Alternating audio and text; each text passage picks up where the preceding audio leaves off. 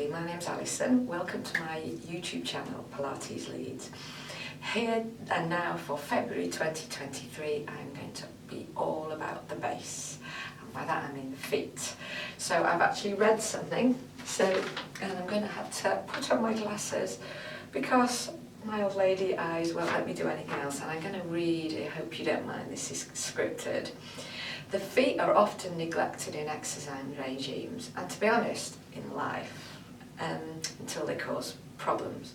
But foot health is really tremendously important, and these exercises I'm about to do are a selection that we can all benefit from to prevent the onset of foot pain, to keep the gait and walking good, aligned and efficient, to stop bunions getting worse, to keep the foot arches functioning properly, and to stop the feet getting stiff. I think for runners as well, the health of the foot and the mobility and the function of the foot is really important. We don't think of the feet as being getting stiff, but they do. Not least because we encase our feet in shoe prisms from a very early age. And we don't mobilise the joints. So the feet get stiff in the same way that the shoulders do. So I really cannot overstate the importance of keeping our feet supple and strong. Not only we want to keep the foot healthy and strong and supple for its own sake, but the way the feet are can play out and help to keep our knees, hips, pelvic floor and the lower back healthy and functioning well. And to put it in a bit more of a negative way, if you have issues in the feet, it can play out in those joints. So, without further ado, here's the first exercise.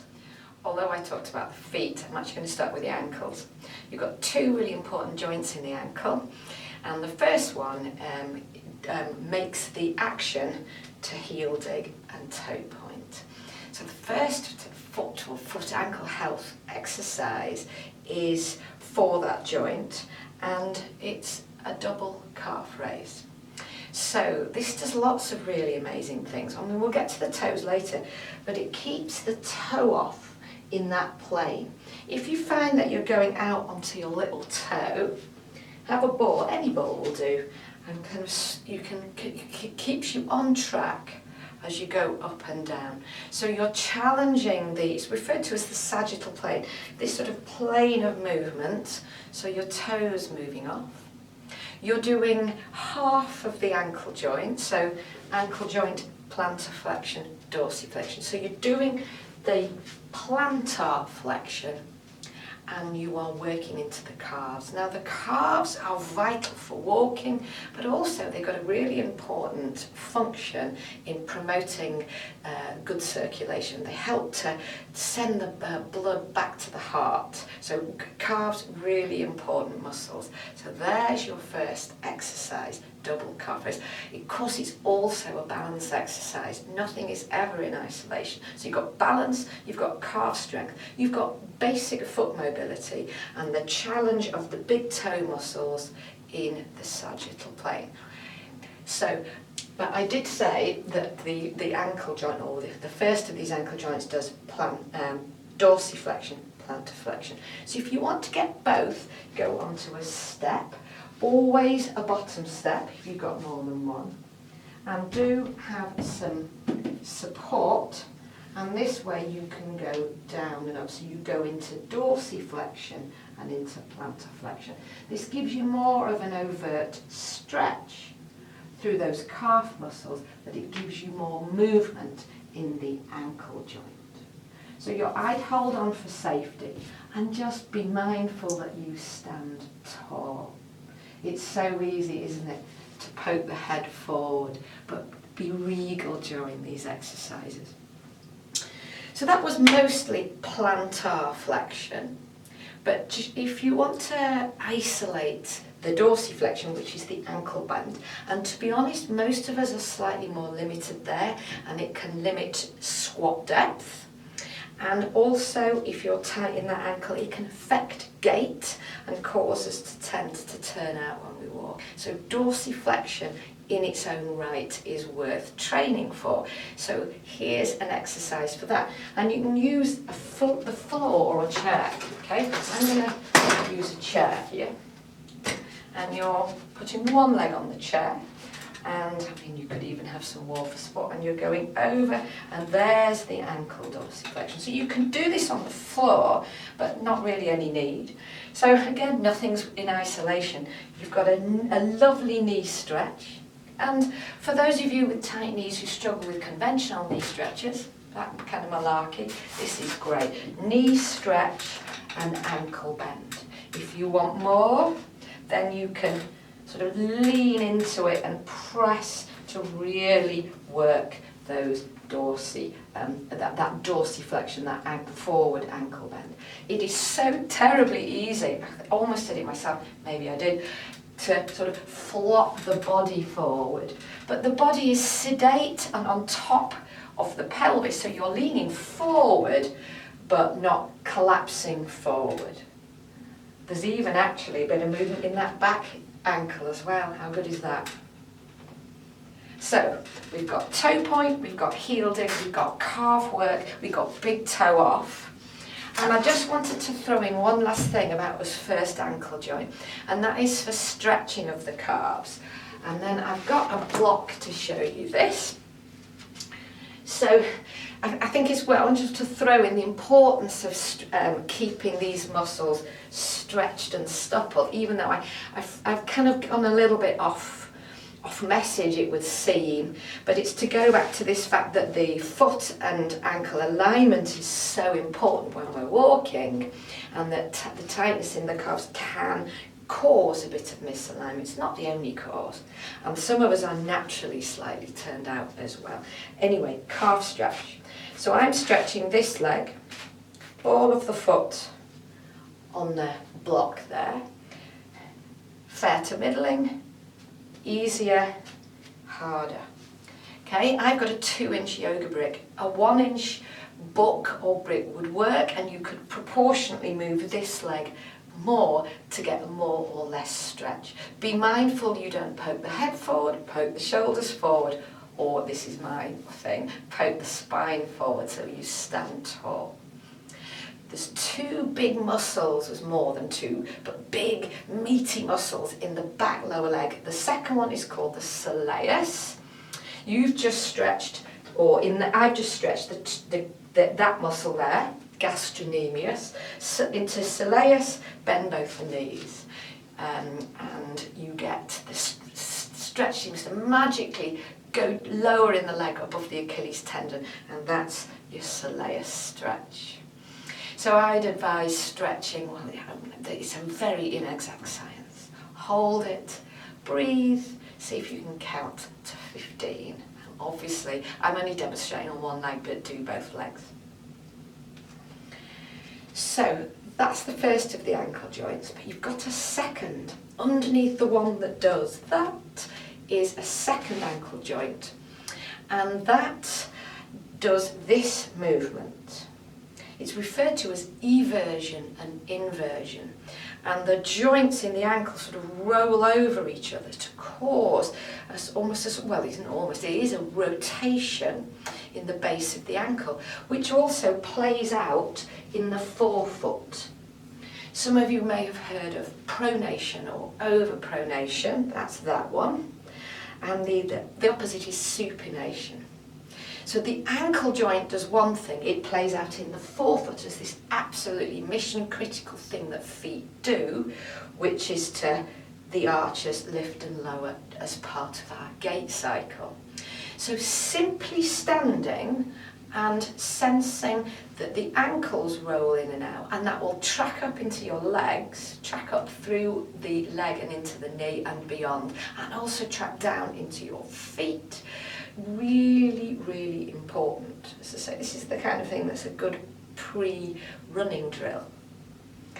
So that is a thing in its own right, as an exercise. And there's one other thing that will also stimulate that movement, and it's rotation, full body rotation. some of you who do my classes, if you've ever attended them live or in person, know I'm a big fan of full body rotation. I don't know if you can see, I might turn this way so you might be able to see it better. As I rotate, so if you look at this arch, one lowers and then it lifts as I rotate one way then the other. So the rotation is creating the movement in the feet. The arch lift, the arch lower. But when we are walking, it's actually almost the other way, that the action of the foot in contact with the ground causes the wave of rotation going the other way. But in full body rotation, we've reversed engineered that a little bit. So if you have ever been told or you think you might have overpronation, so the lowered arch, then this will help to stimulate it. Or if you're like me and you've got really high arches, then it does the same thing. So this is one of the few things I can do to get my arch to lower. If you've got lower arch, you'll be thinking, what do you mean you can't lower your arches? But yeah, mine are too high.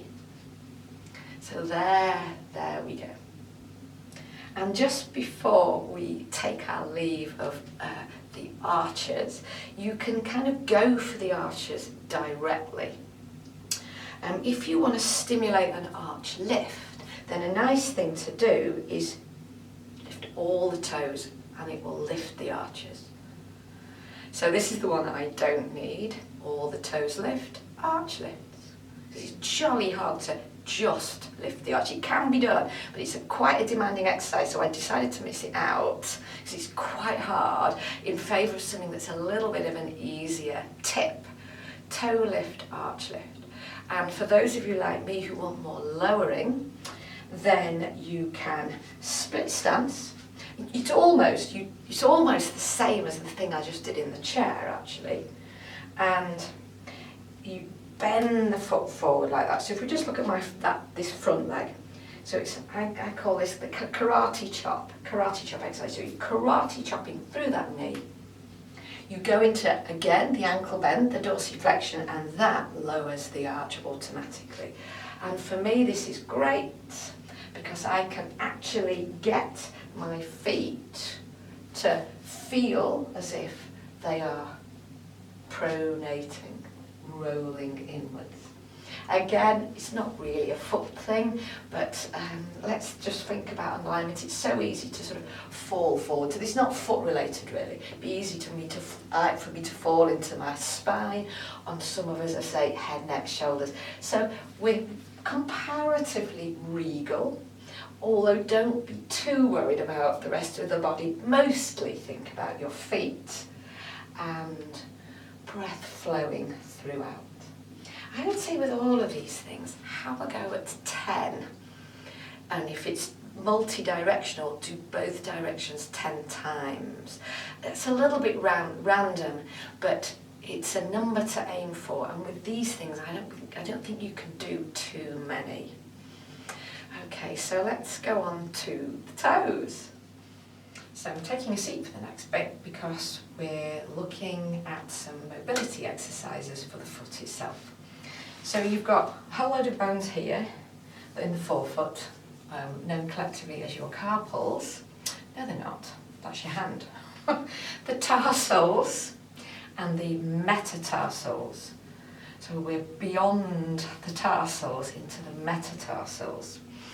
And there's lots of little joints, lots of little tiny articulating surfaces. And frankly, the easiest way to mobilise is using your hands.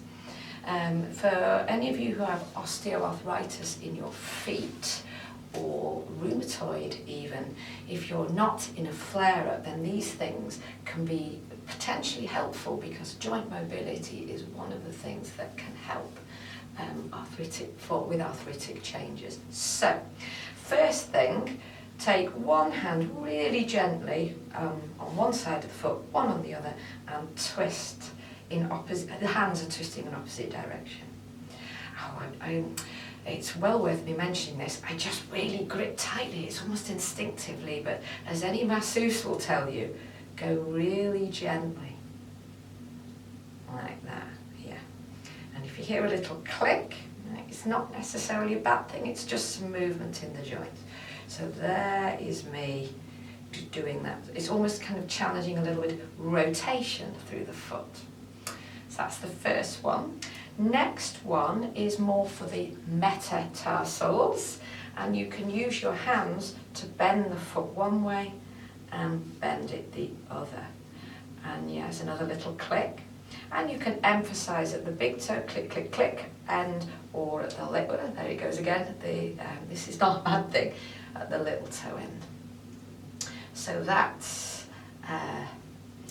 more for the metatarsals, and also whole foot, going back to the whole foot, you can use your knuckles just to massage into the underside of the foot.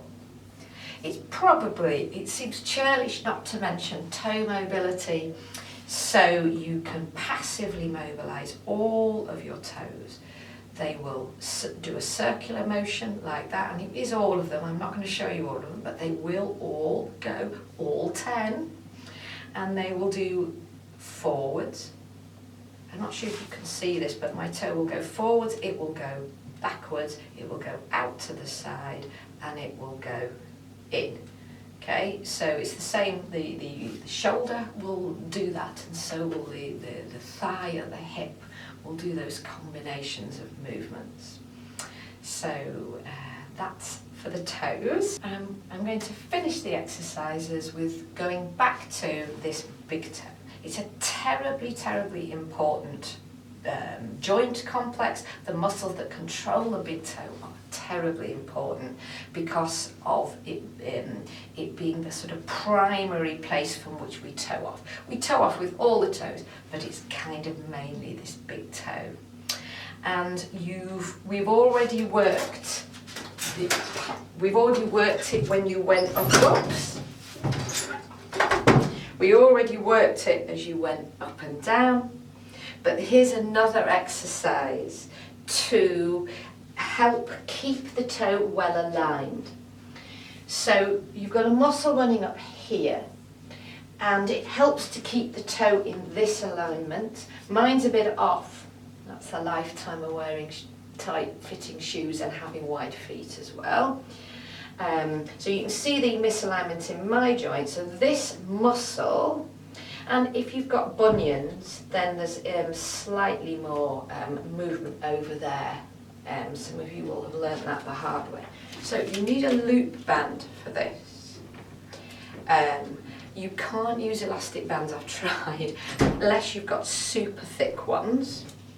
So these loop bands are readily available. Make a figure of 8. Round the toes, the big toes, and pull apart. So keep your toes down and pull apart. So you're strengthening that muscle against resistance. Pull apart slowly and hold and relax it. Again, not directly foot related, but stand tall, hips open, ribs back, head back. Pull apart, hold and come in. I would go for at least 10 of these, but go slow and hold that end range. So that's it for exercises, strength or mobility or stretching. I just wanted to mention 3 other things. One of them I think a lot of you will be aware of, and this is the idea of using some kind of ball to release off the underside of the foot. It's called the plantar surface of the foot. So you're releasing covering the fascia. So you can use a spiky ball, or you can use a lovely soft one.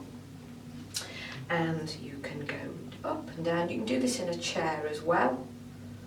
Up and down. Or you can go side to side. Or you can press down and release.